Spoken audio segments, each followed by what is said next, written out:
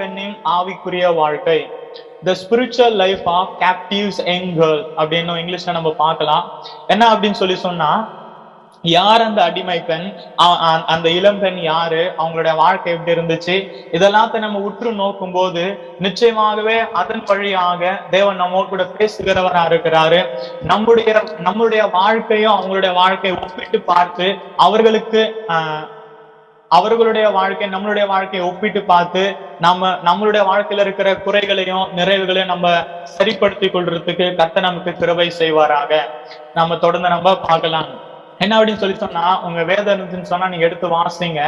2 ராஜாக்களின் புஸ்தகம் 5ஆம் அதிகாரம் 1ல இருந்து சில வசனங்களை நம்ம வாசிக்க போகிறோம். என்னன்னு சொன்னா, சீரிய ராஜாவின் படைத்தலைவனாகிய நாகமான் என்பவன் தன் ஆண்டவனிடத்தில் பெரிய மனுஷன், எண்ணிக்கை உள்ளவனுமாயிருந்தான்.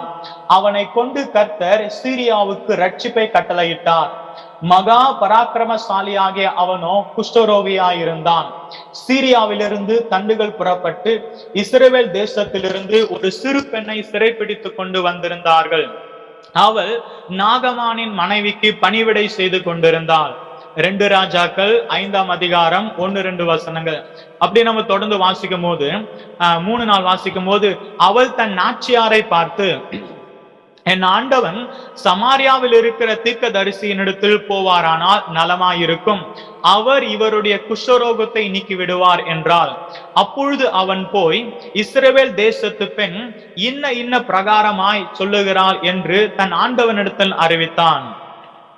தொடர்ந்து வாசிக்கும் போது 9-10 வசனங்களை வாசிக்கும் போது, அப்படியே நாகமான் தன் குதிரைகளோடு தன் ரதத்தோடும் வந்து எலிசாவின் வாசற்படியிலே நின்றான். அப்பொழுது எலிசா அவனிடத்தில் ஆள் அனுப்பி, நீ போய் யோர்தானில் 7 தரம் ஸ்நானம் பண்ணு, அப்பொழுது உன் மாம்சம் மாறி நீ சுத்தமாவாய் என்று சொன்னான். அப்பொழுது 14-15 வசனங்களை பார்க்கும்போது, அப்பொழுது அவன் இறங்கி தேவனுடைய மனுஷன் வார்த்தையின்படியே யோர்தானில் 7 தரம் முழுகின போது அவன் மாம்சம் ஒரு சிறு பிள்ளையின் மாம்சத்தை போல் மாறி அவன் சுத்தமானான். அப்பொழுது அவன் தன் கூட்டத்தோடு எல்லாம் தேவனுடைய மனுஷனிடத்துக்கு திரும்பி வந்து அவனுக்கு முன்பாக நின்று, இதோ இஸ்ரவேலில் இருக்கிற தேவனை தவிர பூமி எங்கும் வேற தேவன் இல்லை என்பதை அறிந்தேன். இப்போதும் உமது அடியேன் கையில் ஒரு காணிக்கை வாங்கி கொள்ள வேண்டும் என்றான். இந்த கதையை நான் உங்களுக்கு சுருக்கமா சொல்றேன். ஆனா படிச்ச பிள்ளைகளுக்கு இது நல்லா தெரியும். ஆனா சிலர் புதுசா இருக்கிறதுனால நான் உங்களுக்கு சொல்றேன். என்னன்னு சொன்னா, சீரியா நாட்டுல ஒரு படை தலைவன் இருந்தான். அவன் பேர் நாகமான். அவன் ஒரு பெரிய பராக்கிரமசாலி. அவன் என்ன பண்ணானா, அந்த நாட்டுக்கு ஒரு முக்கியமான ஒரு படை தலைவனாக அவன் காணப்பட்டான். அவனுக்கு ஒரு பிரச்சனை என்ன அப்படின்னு சொன்னா, அவனுக்கு ஒரு குஷ்டரோகம் இருந்துச்சு.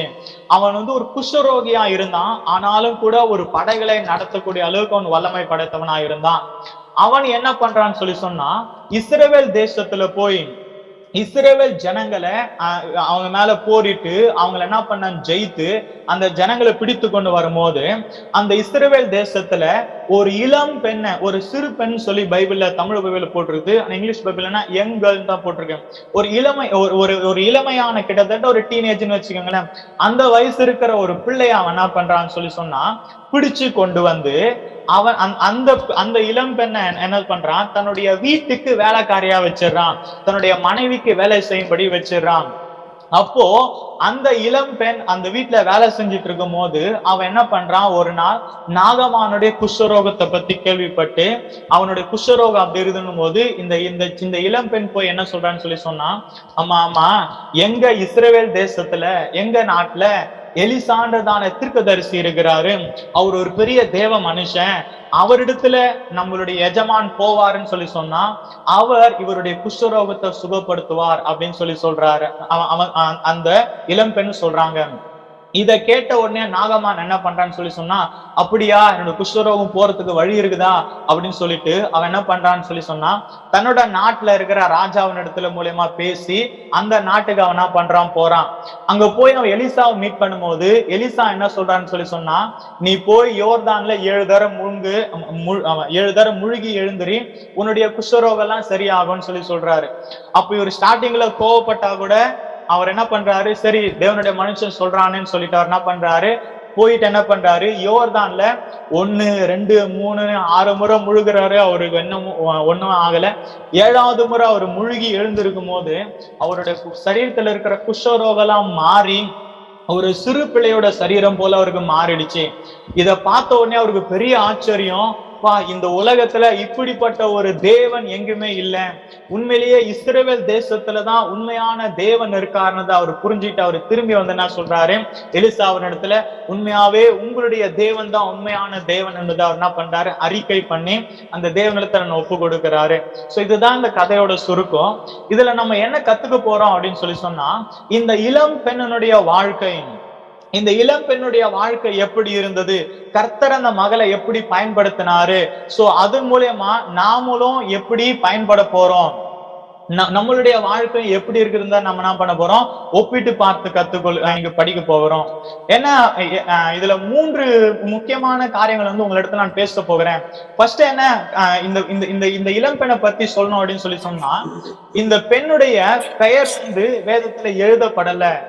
அவளுடைய பெயர் என்ன, அவளுடைய பெயர் என்னன்னு என்ன பண்ணல, எழுதப்படல. நான் லாஸ்ட் மீட்டிங்ல உங்களுக்கு சொன்னேன், என்னன்னு சொன்னா, இந்த வேதத்துல பெயர் தெரியாத அநேக தேவ பிள்ளைகள் தேவனுக்காக வைராக்கியம் பாராட்டி பெரிய பெரிய காரியங்களை செய்திருக்கிறாங்க. அவங்களுடைய பேரை தேவன் என்ன பண்ண, எழுதி வைக்கல. இன்னைக்கு அநேக கிறிஸ்துவ உலகத்துல இருக்கிற ஒரு பெரிய ஒரு சத்தருடைய கிரியை என்னன்னு சொன்னா, என்னுடைய பேர் வெளியில தெரியணும், நான் பெருசாகணும், நான் பிரபலமாகணும், நான் வந்து எல்லாரும் என்ன பார்த்து பெருமைப்படுற அளவுக்கு நான் வந்து ஒரு பெரிய ஆளாகணும், நான் ரொம்ப ஃபேமஸ் ஆகணும், அப்படிதான் யோசிக்கிறாங்க. ஆனா வேதம் நமக்கு என்ன சொல்லி கொடுக்குன்னு சொன்னா, இந்த உலகத்துல மகிமையை தேடுறவன் ஒரு நாளும் பரலோகத்துல மகிமைப்பட மாட்டான். இந்த உலகத்துல மகிமையை தேடாதவன் அவனுடைய நோக்கம் எல்லாம் பரலோகத்துடைய மகிமையை நோக்கித்தான் இருக்கும். அப்படி பார்க்கும்போது இந்த பெண்ணுடைய பேர் என்ன பண்ற சொன்னா எழுதப்படவே இல்லை. அது முக்கியமான ஒரு காரியம். 2வது, இந்த பெண் வந்து இஸ்ரவேல் தேசத்து பெண், இஸ்ரவேல் தேசத்துல இருக்கிற ஒரு பெண், இஸ்ரவேல் தேசத்து தேவனை அறிந்த பெண், இஸ்ரவேல் தேசத்துல மோசே கொடுத்த கட்டளைகளை, இஸ்ரவேல் ஜனத்தை 40 வருஷம் வனாந்தரத்துல வழி நடத்தினத, இஸ்ரவேல் தேசத்தை கொண்டு தேவன் இந்த உலகத்துக்கு என்னன்னா காண்பித்தாரோ அதெல்லாவற்றையும் அறிந்துதான இந்த பெண், அறிந்து கொண்ட ஒரு பெண்ணாக இந்த பெண் பண்ணா இருந்திருந்தா. அதனால்தான் அவன் என்ன பண்ணா, நாகமான கரெக்டா அந்த தீர்க்கதரிசியின் இடத்திற்கு, எலிசாவின் இடத்திற்கு, தேவனுடைய மனுஷன் இடத்திற்கு அவனை கைட் பண்ணான். நடந்து பார்க்கும்போது இப்ப இந்த பெண்ணுக்கு என்ன ப்ராப்ளம் சொன்னா, இவள் இஸ்ரவேல் தேசத்துல பிறந்து வளர்ந்திருந்தாலும் நாகமான் இந்த பெண் என்ன பண்ணான்னு சொன்னா, பிடிச்சு கொண்டு போய் தன்னுடைய சீரிய தேசத்துல அடிமையாக்கி போடுறான். இப்போ இவளுடைய நிலைமை என்னன்னா பரிதாபம். என்னன்னு சொன்னா, சீரிய தேசத்துல ஒரு அடிமையாக வைக்கப்படுறா. அடிமையோட நிலைமை அந்த நாட்கள் எப்படி இருக்கும்ன்றது நான் உங்களுக்கு வருகிற நாட்கள்ல சொல்றேன். அது ரொம்ப மோசமான ஒரு காரியம். சோ இவளுடைய பணி, இவள் செய்த ஊழியம் வந்து இயேசு நமக்கு சொல்லி கொடுத்த ஊழியத்திற்கு ஒரு ரோல் மாடலா, ஒரு முன்மாதிரியா, ஒரு பெஸ்ட் எக்ஸாம்பிளா நம்ம ஃபாலோ பண்ணக்கூடிய அளவுக்கு இவளுடைய வாழ்க்கையும் இவருடைய பணியும் இருக்குது. இவளை குறித்து ஒரு 4-5 வசனத்துல மாத்திரதான் எழுதப்பட்டிருக்குது. ஆனா அதை நம்ம தியானிக்கும் போது நமக்கு நிறைய காரியங்கள் நமக்கு என்ன பண்ணுது, நமக்கு கர்த்தர் நமக்கு சொல்லி கொடுக்கிறாரு. சோ இதை நம்ம என்ன பண்ணலாம், கத்துக்கொண்டு கர்த்தருடைய நாமத்தை நம்ம மகிமைப்படுத்தலாம். தொடர்ந்து நம்ம பார்க்கும்போது 3 காரியத்தை உங்களிடத்துல நான் இந்த பிள்ளையை குறித்து நான் பேச போகிறேன். ஒண்ணு என்னன்னு சொன்னா, அடிமைத்தனத்திலும் தன்னை கிறிஸ்துவுக்குள்ளாய் பலப்படுத்தி கொள்ளும் கிருபை. என்னன்னு சொன்னா, இந்த பெண் வந்து ஒரு 3 முக்கியமான கிருபைகளை, தேவ கிருபைகளை தன்னிடத்துல வைத்திருந்தாள். அது வந்து அவளுடைய குணம். ஆனா அதை வந்து கிருபைன்னு சொல்லி நான் உங்களுக்கு சொல்றேன். கர்த்தருடைய கிருபை இல்லாம நம்ம எதுவும் செய்ய முடியாது. என்ன அப்படின்னு சொன்னா, இஸ்ரவேல் தேசத்துல அவள் நல்லா வாழ்ந்துட்டு இருந்தாலும் இப்பொழுது அவளுடைய நிலைமை மிகவும் பரிதாபம். அடிமைத்தனத்துக்குள்ளாக வைக்கப்பட்டிருக்கிறாள். அந்த நாட்கள்ல அடிமையான பிள்ளைகளுக்கு எந்த ரைட்ஸுமே கிடையாது. அவங்களுக்கு கொண்டு போட்டா கூட எந்த ஒரு காரியமும் யாருமே சொல்ல முடியாது. அடிமையில 2 விதத்துல இருந்தாங்க. அதை நான் அவங்களுக்கு போக சொல்றேன். சோ இந்த மக எப்படிப்பட்ட அடிமையா இருந்தான்னு சொல்லி தெரியல. ஆனா இவ வந்து அடிமையாக்கப்பட்டதுனால இவளுக்கு எந்த ரைட்ஸுமே இருக்காது. எஜமான் என்ன சொல்றாங்களோ அதை அப்படியே கீழ்ப்படியணும். அதுதான் அவளுடைய வேலை. இப்ப என்ன பிரச்சனை, என்ன காரியம் சொன்னா, அநேக நேரத்துல நமக்குள்ள எழும்புற ஒரு காரியம் என்னன்னு சொன்னா, நான் அடிமைதனத்தில் இருக்கும்போது கிறிஸ்துவுக்காக செயல்பட முடியுமா? என்னால பரிசுத்தமா, என்னால தேவனுக்கு உகந்த ஒரு பாத்திரமா செயல்பட முடியுமா? என்னுடைய வாழ்க்கையை காத்து கொள்ள முடியுமா? அந்த ஒரு பெரிய கேள்விக்குறி. அந்த கேள்விக்கு பதிலளிக்க கூடியதான வாழ்க்கை இந்த பெண்ணிடத்துல இருக்குது. இந்த வசனத்தை பாருங்களேன், 2 ராஜாக்கள் 5ஆம் அதிகாரம் 2வது வசனம். சீரியாவிலிருந்து தண்டுகள் புறப்பட்டு இஸ்ரவேல் தேசத்திலிருந்து ஒரு சிறு பெண்ணை சிறைப்பிடித்து கொண்டு வந்திருந்தார்கள். அவள் நாகமானின் மனைவிக்கு பணிவிடை செய்து கொண்டிருந்தாள். சோ நாகமான் இவளை பிடிச்ச உடனே இவளை என்ன பண்றான்னு சொல்லி சொன்னா, இவளை தேசத்துல வேற எங்கேயும் கொண்டு போய் விடல. இவளை பார்த்து என்ன நினைச்சான்னு சொல்லி தெரியல, கரெக்டா அவளை கொண்டு வந்து தன்னுடைய மனைவிக்கு தன்னுடைய வீட்டு வேலை செய்யும்படிக்கு அவளை வந்து வச்சிடுறான். ஒரு ஆள் அவர் யோசிச்சிருப்பாரு, என்னுடைய மனைவி வந்து துணை இல்லாம ரொம்ப கஷ்டப்படுறாங்க வீட்டு வேலை செய்யறதுக்கு, இந்த பொண்ணு வந்தா யூஸ்ஃபுல்லா இருக்கும்னு சொல்லிட்டு யோசிச்சாரான்னு தெரியல. நாகமான் அந்த பெண்ணை பிடிச்சோன்னா வீட்டுக்கு கொண்டு வந்துட்டாரு. சோ அந்த இடத்துல அடிமையாக்க வைக்கப்பட்டிருக்கிற அந்த பெண்ணுடைய ஆவிக்குரிய வாழ்க்கையில பார்க்கும்போது என்னன்னு சொல்லி சொன்னா, முதலாவது ஒரு காரியம் என்னன்னு சொல்லி சொன்னா, நம்முடைய ஆவிக்குரிய வாழ்க்கைக்கு நாமே பொறுப்பாளி.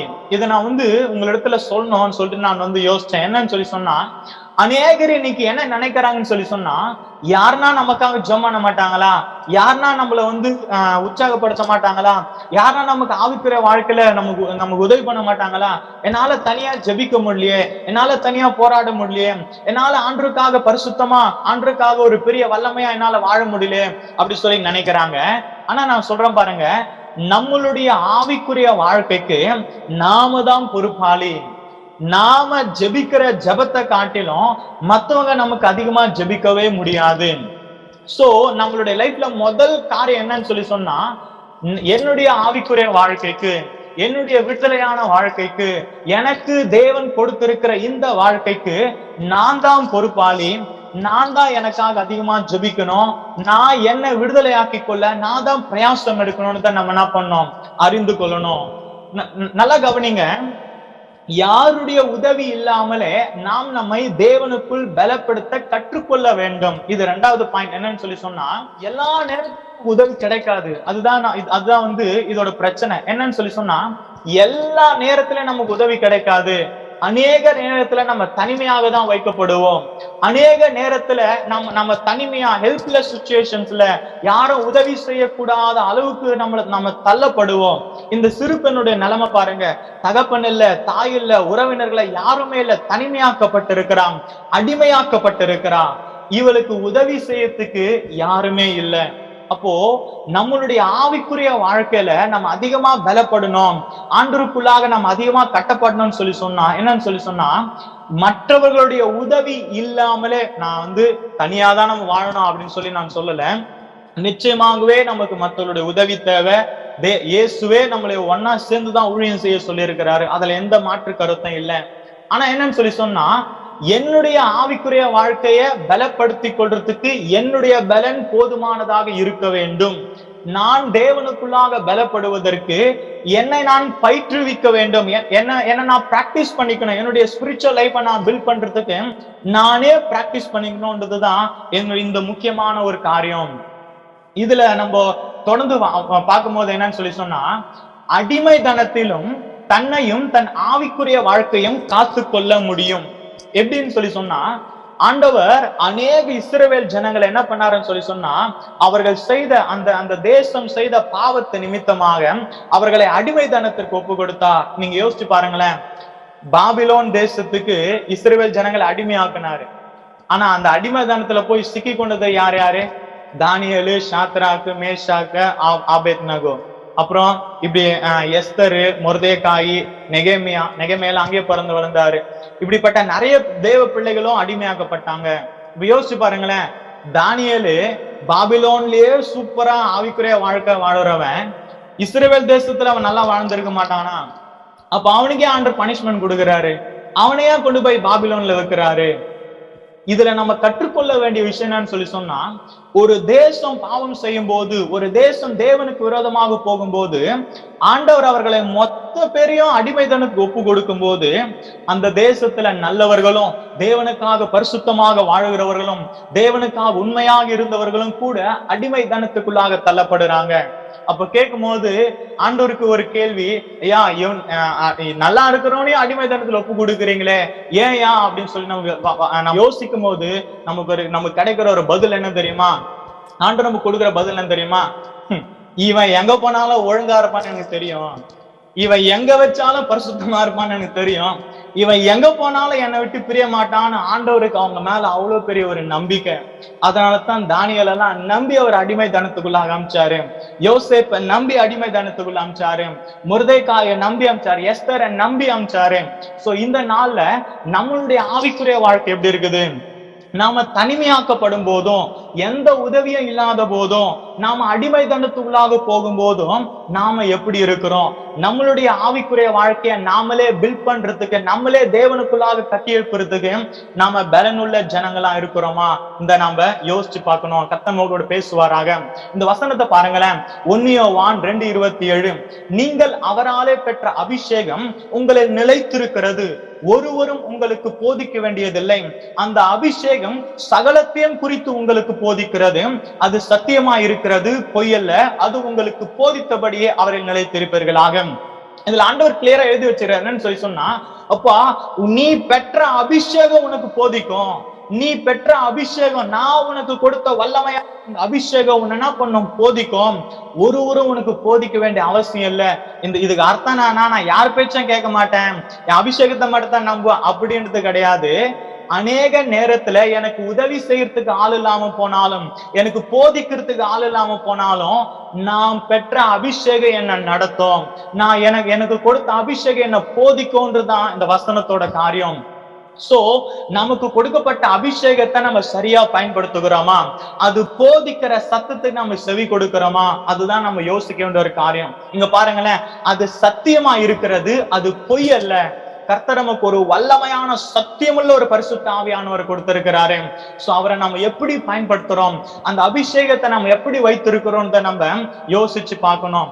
என்னை பொறுத்தவரையும் அடிமைத்தனத்துக்குள்ளேயும் இவர்கள் தங்களை காத்து கொண்டார்கள்னு சொல்லி சொன்னா, அதுக்கு ஒரே ஒரு காரியம் என்னன்னு தெரியுமா? அவர்களுக்கு கொடுக்கப்பட்ட அபிஷேகத்தை அவர்கள் தக்க வைத்துக் கொண்டார்கள். அவர்களுக்கு கொடுக்கப்பட்ட அபிஷேகத்தை அவர்கள் என்ன பண்ணார்கள் சொன்னா, அந்த அபிஷேகத்துக்குள்ள தங்களை மூடி மறைத்து கொண்டார்கள். பாவம் அணுகாதபடிக்கு, பிசாசு அணுகாதபடிக்கு, சத்துரு அணுகாதபடிக்கு, வெளிநாட்டுல இருக்கிற கலாச்சாரங்கள் அவர்களை மோதி அவர்களை அழித்து போடாதபடிக்கு அவர்கள் தங்களை காத்து கொண்டார்கள். நல்லா கவனிங்க, நான் அபிஷேகத்தை பெற்றுட்டேன் அப்படின்றது மாத்திரம் இல்ல, அதை நான் தினமும் புதுப்பித்துக் கொள்றேனா, அந்த தினமும் கிறிஸ்துக்குள்ளாக நான் பலப்படுத்திக் கொள்றேனா, அந்த ஒரு முக்கியமான விஷயம். அநேகர் அபிஷேகம் பெற்றிருப்பாங்க. எப்ப பெற்றிருப்பாங்க சொன்னா, 2 வருஷத்துக்கு முன்னாடி பெற்றேன், 3 வருஷத்துக்கு என்ன பெற்றேன், அப்ப பெற்றேன், அப்பெல்லாம் அந்நிய பாஷை பேசினேன், இப்பெல்லாம் பேசுறது இல்லவே இல்ல. ஒவ்வொரு நாளும் நம்மளுக்கு கொடுக்கப்பட்ட அபிஷேகத்தை நம்ம புதுப்பித்துக் கொண்டால் மாத்திரமே நம்மால் கிறிஸ்துக்குள்ளாக ஸ்திரமாக நிற்க முடியும். நல்ல கவனிங்க, அந்த வசனத்துல சொல்லுது என்னன்னு சொல்லி சொன்னா, அந்த அபிஷேகத்தில் நாம் நிலைத்து நிற்க வேண்டும். நமக்கு கொடுக்கப்பட்ட அபிஷேகத்துல நம்ம நிலைத்து நிற்கணும். நல்லா கவனிங்க, நம்ம பாவம் அதிகமா செய்ய செய்ய செய்ய நம்மளோட அபிஷேகம் நம்மளை விட்டு கடந்து போயிட்டே இருக்கும். இதுக்கு பெஸ்ட் எக்ஸாம்பிள் யாருன்னா சிம்சோன் தான். அவர் ஒரு குறிப்பிட்ட லெவலுக்கு மேல பாவம் செய்யும் போது மேல இருக்கிற ஆவியானவரால் உள்ள இருக்க முடியல, அப்பா இதுக்கு மேல இவர் தானே என்ன அசிங்கப்படுத்துறான்னு சொல்லிட்டு அவர் என்ன பண்றாரு, சொல்லாம வெளியே போயிட்டாரு. சோ நம்மளுடைய வாழ்க்கையில கூட நம்ம ஒரு குறிப்பிட்ட லெவலுக்கு மேல பாவம் செய்வோம்னு சொல்லி சொன்னா அபிஷேகத்தை நம்ம இழந்து விடுவோம். அபிஷேகத்தை நம்ம என்ன பண்றோம், நம்ம இந்த உலகத்துல ஒரு பெரிய கொடூரமான ஒரு விஷயம் என்னன்னு சொன்னா, எந்த ஒரு மனுஷன் தன்னுடைய அபிஷேகத்தை இழந்து போறானோ அவனோட நிலைமை பரிதாபம். உதாரணத்துக்கு சவுல், நீங்க வேதத்துல வாசிச்சு பாத்துக்கோங்க. சோ நம்ம கடைசியா என்ன சொல்லி முடிக்கிறேன்னு சொல்லி சொன்னா, நாம பெற்ற அபிஷேகம் எல்லா சூழ்நிலையிலும் கிறிஸ்துவுக்குள்ளாக நம்ம நிற்பதற்கு நமக்கு பலன் தருகிறது. ஈவன் நான் அடிமையாக்கப்படலாம், ஈவன் என்னுடைய சூழ்நிலை சரியில்லாம போலாம், ஈவன் என்னுடைய என்விரான்மெண்டல் மாறலாம், என்னுடைய சிச்சுவேஷன் மாறலாம், என்னுடைய நிலைமை நாளுக்கு நாள் கிரிட்டிக்கலாயின போலாம், மற்றவர்களுடைய வாழ்க்கையை என்னுடைய வாழ்க்கையை கம்பேர் பண்ணும் போது நான் இன்னும் நசுக்கப்படலாம், நான் இன்னும் நொறுக்கப்படலாம், நான் இன்னும் அழிவு நோக்கி போய் கொண்டிருக்கிற மாதிரி ஒரு நிலைமை வரலாம். ஆனா எனக்கு கொடுக்கப்பட்ட அபிஷேகம் இது எல்லாவற்றையும் தாங்கி அந்த சிச்சுவேஷனை மேற்கொண்டு மேல வந்து ஜெயிப்பதற்கு எனக்கு போதுமானதா இருக்கிறது. கர்த்தருடைய நாம மகிமைப்படுவதாக. கர்த்தர் நம்ம அப்படி நம்ம நடத்துவாராக. இந்த பாடுகளும் உபத்திரவங்களும் ஒரு நாள் கிறிஸ்துவை நம்ம விட்டு நம்ம பிரிக்கவே முடியாது. ஏன்னா அந்த அபிஷேகம் நம்மை பாதுகாத்துக் கொள்கிறதா இருக்கிறது. கர்த்தருடைய நாம மகிமைப்படுவதாக. நமக்கு டைம் இல்ல, இரண்டாவது குறிப்பு நான் போடுறேன். என்னன்னு சொன்னா, அடிமைதனத்திலும் மற்றவர்களின் தேவையை பார்க்கும் கிருபை. அநேகருடைய இன்னைக்கு ஒரு விஷயம் என்னன்றது இந்த வசனத்துல பார்க்கலாம். பாருங்களேன், அவள் தன் நாச்சியாரை பார்த்து, என் ஆண்டவன் சமாரியாவில் இருக்கிற தீர்க்கதரிசனத்தில் போவாரானால் நலமாயிருக்கும், அவர் இவருடைய குஷ்டரோகத்தை நீக்கி விடுவார் என்றார். 2 ராஜாக்கள் 5:3. இப்போ இந்த இளம் பெண் அடிமையாக்கப்பட்ட வீட்டுல வந்தோடனே இவன் என்ன பண்றான்? நாகமானுடைய குஷ்டரோகத்தை பார்க்கிறா. ஐயோ, இவன் ஒரு பெரிய பராக்கிரமசாலியும், ஒரு பெரிய படையே நடத்தக்கூடியவன், இவனால சிரியாவுக்கு ஒரு பெரிய ரட்சிப்பே வருது. ஆனா இவனுடைய நிலைமை பரிதாபம், குஷ்டரோகம். பாருங்களேன், நம்மளா இருந்தா அந்த இடத்துல எப்படி யோசிச்சிருப்போம்? இந்த முதல் குறிப்பு பாருங்களேன். ஆண்டவரே, நான் இஸ்ரவேல் தேசத்து பெண், உம்முடைய ஜனம், ஏன் என்ன அடிமையாக்குனீங்க? இன்னைக்கு அநேகருடைய பிரச்சனை என்னன்னு சொன்னா, எனக்கு ஏன் நடக்கல, எனக்கு ஏன் இந்த நிலைமை, எனக்கு ஏன் இந்த பிரச்சனை, இதுலயே சொல்லி சொல்லி சொல்லி சொல்லி அவங்க அதுக்கு அடுத்த ஸ்டெப்பு போக மாட்டாங்க. அடுத்த ஸ்டெப்புக்கு அவங்க மூவ் பண்ண மாட்டாங்க. ஏன்? நான் ஒழுங்கா இல்லையா ஆண்டவரே? நான் ஜெபம் பண்ணலையா? நான் வந்து வேதம் வாசிக்கலையா? நான் கோயிலுக்கு போலியா? எனக்கு மட்டும் ஏன் இந்த நிலைமை? என்ன மட்டும் ஏன் இப்படி வைக்கிறீங்க? என் குடும்பத்தை மட்டும் ஏன் இப்படி வைக்கிறீங்க? இப்படி அநேகர் வந்து தேவன் நம்மளுடைய வாழ்க்கையில வைத்திருக்கிற திட்டத்தை புரிந்து கொள்ளாம, நம்ம நடத்துற விதத்தை புரிந்து கொள்ளாம, கிறிஸ்துவின் நிமித்தம் வருகிற பாடுகளையும் துன்பங்களையும் ஏற்றுக்கொள்ளாம அத ஒரு பெரிய ஒரு விஷயமா கருதி அங்கே நின்று விடுவாங்க. நான் உங்களுக்கு சொல்றேன், கிறிஸ்துவின் நிமித்தம் வருகிற நிந்தைகளை உபத்திரவங்களை பார்த்து நீங்க அப்படியே நின்றுட்டீங்கன்னா அடுத்த ஸ்டெப் நீங்க போவே மாட்டீங்க. இந்த பெண் மாத்திரம் வந்துட்டு அவ அப்படியே நின்று இருந்தாலும், எனக்கு அவர் என்ன நன்மை செஞ்சாரு, நான் அவருக்கு செய்யறதுக்கு அவரு காரியத்தெல்லாம் நான் செய்ய மாட்டேன், நான் இஷ்டப்படிதான் வாழன்னு சொல்லி வாழ்ந்துருந்தான்னு சொல்லி சொன்னா அவள் வந்து நிச்சயமாவே உயர்த்தப்பட்டிருக்க மாட்டா. அவ முதல்ல பார்த்தது என்ன சொல்லி சொன்னா, தன்னை காட்டிலும் தன்னை சுற்றி உள்ளவர்களுடைய தேவையை புரிந்து கொண்டாள். நாகமான் இவளை அடிமையாக கொண்டு வந்திருக்கிறான். நியாயப்படி பார்த்தா இவனத்தனம் பண்ணிருக்கணும், என்னை அடிமையாக்கி கொண்டு வந்தல, உனக்கு நான் எதுக்கிட்ட ஹெல்ப் பண்ணணும், உனக்கு நான் ஹெல்ப் பண்ண மாட்டேன் தான் சொல்லியிருக்கணும். ஆனா இவ பாருங்க, தன்னை அடிமையாக்குனவனுடைய தேவையும் பார்க்கிற அளவுக்கு கண்களை, பார்க்கிற அளவுக்கு ஆவிக்குரிய வாழ்க்கைய, பார்க்கிற அளவுக்கு ஒரு உன்னதமான தேவ பலத்தை அவள் பெற்றிருந்தாள். கர்த்தருடைய நாமம் மகிமைப்படுவதாக. நான் சொல்றேன் பாருங்க, ஆண்டவர் உங்களை ஒரு இடத்துக்கு கொண்டு போறாராம், ஒரு இடத்துல இருந்து இன்னொரு இடத்துக்கு கொண்டு போறாராம், ஒரு தேசத்துல இருந்து தேசத்துக்கு கொண்டு போறாராம், ஒரு வீட்டுல இருந்து இன்னொரு வீட்டுக்கு கொண்டு போறாராம். நிச்சயமாக இது ஒரு நோக்கம் இருக்கும். அந்த நோக்கத்தை கண்டுபிடிங்க, அந்த நோக்கத்துக்காக ஜெபம் பண்ணுங்க. ஆண்டவரே, எதுக்கு என்ன இங்க கொண்டு வந்தீங்க? எதுக்கு என்ன ரட்சித்தீங்க? எங்கேயோ இருந்த என்ன எதுக்கு உங்க பின்னாடி கொண்டு வந்தீங்க? அதை எனக்கு சொல்லி கொடுங்க. நீங்க கேட்டு பாருங்க, நிச்சயமா கர்த்தர் உங்களிடத்துல பேசுவாரு. அதோடு கூட மாத்திரமல்ல, ஒரு குறிப்பிட்ட குடும்பத்துல நீங்க பிறக்கிறதுக்கு காரணம் உண்டு. ஆண்டவர் ஒவ்வொரு மனுஷனையும் ஒரு குறிப்பிட்ட திட்டத்தோடு கூட அந்த உலகத்துக்கு அமைச்சிருக்கிறாரு. உங்க குடும்பத்துல உங்களை ரட்சித்ததற்கு காரணம் உண்டு. உங்க குடும்பத்துல உங்களோட இணைச்சதுக்கு ஒரு காரணம் உண்டு. என்னன்னு நீங்க கேட்டு பாருங்க. என்னன்னு சொல்லி சொன்னா, நம்முடைய குடும்பம் ரட்சிக்கப்படுவதற்கு நாம தான் பொறுப்பாளி, நாம தான் காரணமா இருக்கணும். நம்ம மூலமா ரட்சிப்பு நம்முடைய குடும்பத்திற்கு பெருகணும். கிறிஸ்துவை விட்டு நம்முடைய குடும்பத்துல யாருமே பிரிந்து விடக்கூடாது. கிறிஸ்து இவரு ரட்சிக்கப்படலப்பா, இவரு இன்னும் என் குடும்பத்துல இன்னும் ஆண்டவருக்குள்ள வரலப்பா அப்படின்னு சொல்லிட்டு யாருமே நம்மளை பார்த்து என்ன பண்ணிக்கூடாது, சொல்லிடக்கூடாது. அந்த அளவு நம்ம ஜாக்கிரதை, நம்ம குடும்பத்தை கட்டி எழுப்புறது நமக்கு நம்ம ஜாக்கிரதையா இருக்கணும். நான் சொல்றேன், உங்க குடும்பத்துக்காக நீங்க எவ்வளவு நேரம் ஜெபிக்கிறீங்க? உங்க குடும்பத்தோட ரட்சிப்புக்காக நீங்க எவ்வளவு நேரம் போராடுறீங்க? எதுக்கும் இந்த குடும்பத்துல உங்களை ஆண்டவர் கொண்டு வந்து வச்சிருக்கிறான்னு நீங்க புரிஞ்சு கொண்டீங்களா? எதுக்கு இந்த இடத்துல உங்களை கொண்டு வந்து வச்சிருக்கான்னு நீங்க புரிஞ்சு கொண்டீங்களா? நிச்சயமா சொல்றேன், அதுக்கு ஒரு நிச்சயமான நோக்கம் உண்டு. அதோடு கூட மாத்திரமல்ல, உங்களை சுற்றி இருக்கிற எத்தனை பிள்ளைகள் பாவத்துல அடிமையாக்கப்பட்டிருக்கிறாங்க. அவங்க வந்து தெளிவில்லாம வாழ்ந்து கொண்டிருக்கிறாங்க. இயேசுவை குறித்ததான தெளிவான அறிவில்லாமல் வாழ்ந்து கொண்டிருக்கிறாங்க. அதை பார்க்கிற அந்த புரிஞ்சு கொள்ற கிருபையை கர்த்தர் உங்களுக்கு கொடுத்திருக்கிறாராம். அதை அறிந்து கொள்கிற கிருபை உங்களுக்கு கொடுத்திருக்கிறாரா? ஒருவேளை கொடுக்கலன்னு நீங்க ஆண்டவரத்துல கேளுங்க. ஆண்டவரே, என்னை சுத்தி இத்தனை ஜனங்கள் ரட்சிக்கப்படாம இருக்கிறாங்களே, இத்தனை பேர் உண்மை அறியாமல் இருக்கிறார்களே, நான் என்ன செய்ய வேண்டும் ஆண்டேன்னு சொல்லி நீங்க கேட்டு பாருங்க. கர்த்தர் நிச்சயமா உங்களிடத்துல பேசுவாரு. நம்மை சுற்றி இருக்கிற ஜனங்களுடைய தேவையை நம்ம என்னைக்கு புரிஞ்சு கொள்கிறோமோ அன்னைக்கு தான் நம்மளுடைய வாழ்க்கை இன்னும் கிறிஸ்துவுக்குள்ளாக பலப்படும். தேவன் இன்னும் நம்மளை பலப்படுத்துவாராக. கர்த்தருடைய நாமம் மகிமைப்படட்டும். அல்லேலூயா. மூன்றாவது குறிப்பு பார்க்கும்போது என்னன்னு சொல்லி சொன்னா, அடிமைத்தனத்திலும் மற்றவர்களை கிறிஸ்துவிடம் நடத்தும் கிருபை. இவளை பாருங்களேன், இவ ஏதோ அடிமையான என்னுடைய அவளை நாகமான பார்த்தேன், ஆமா அவன் குஷ்டரோகியா தான் இருக்கிறான், எனக்கு என்ன அப்படின்னு சொல்லிட்டு போல அவளையும் ஆண்டவரிடத்துல அனுப்பும்படிக்கு, எலிசாவிடத்துல அனுப்பும்படிக்கு, சரியான இடத்துல அனுப்பும்படிக்கு அவள் சூப்பரான ஒரு வேலையை செய்யறான் பாருங்களேன். அப்பொழுது அவன் தன் கூட்டத்தோட எல்லாம் தேவனுடைய மனுஷனிடத்து திரும்பி அவனுக்கு முன்பாக நின்று, இந்த வசனத்தை பார்க்கும்போது நாகமான் என்ன பண்றான்னு சொல்லி சொன்னா, இந்த பெண்ணுடைய சத்தத்தை கேட்டு, இந்த பெண் சொன்ன காரியத்தை கேட்டு எலிசாவின் இடத்துல கடந்து வருகிறான். எலிசாவின் இடத்துல பார்க்க தன்னுடைய குஷ்டரோகம் போகும்படிக்கு அவன் என்ன பண்றான், வரான். சோ இந்த பெண்ணுக்கு ஒரு தெளிவான அறிவு இருந்துச்சு. என்ன அறிவுன்னு சொல்லி சொன்னா, எலிசாவின் இடத்துல நாகமான அனுப்பணும். எலிசாவின் இடத்துல போனா நாகமானுடைய குஷ்டரோகம் சரியாகும். நாகமானுடைய குஷ்டரோகத்துக்கு எலிசா தான் சரியான ஆளு, தேவனுடைய மனுஷன் தான் சரியான ஆளு. இவன் அந்த தேவனுடைய மனுஷத்துக்கு போனோன்றதான ஒரு தெளிந்த புத்தி அவளுக்கு இருந்துச்சு. அநேகர் இப்போ நான் ஒரு சின்ன எக்ஸாம்பிள் சொல்றேன். சில பேர் நம்ம இடத்துல சொல்லுவாங்க, எங்களுக்கு இந்த மாதிரி பிரச்சனைங்க, எங்களுக்கு இந்த மாதிரி பயங்கர போராட்டங்க, எங்களுக்கு என்ன பண்ணதுன்னு தெரியலங்க அப்படின்னு சொல்லும் போது இவங்க அழகா அவங்களை என்ன பண்ணலாம், நீங்க ஏசாமி கிட்ட போங்க, அவர்கிட்ட சொல்யூஷன் இருக்குது, அவர்கள் இந்த ப்ராப்ளத்தை சால்வ் பண்ணுவாருன்னு சொல்லலாம்.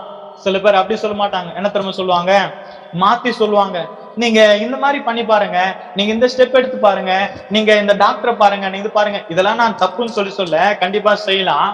ஆனா எல்லா பிரச்சனைக்கும் ஒரு மனுஷனுக்கு தேவையான எல்லா சொல்யூஷனையும், எல்லா பிரச்சனைக்கான தீர்வையும் யாரு வைத்து கொண்டிருக்கிறான்னு சொல்லி சொன்னா இயேசு கிறிஸ்து மாத்திரம் தான் வைத்திருக்கிறாரு. சோ இந்த பாவம், இந்த குஷ்டரோகத்தை எதை குறிக்குதுன்னு சொன்னா பாவத்தை குறிக்குது.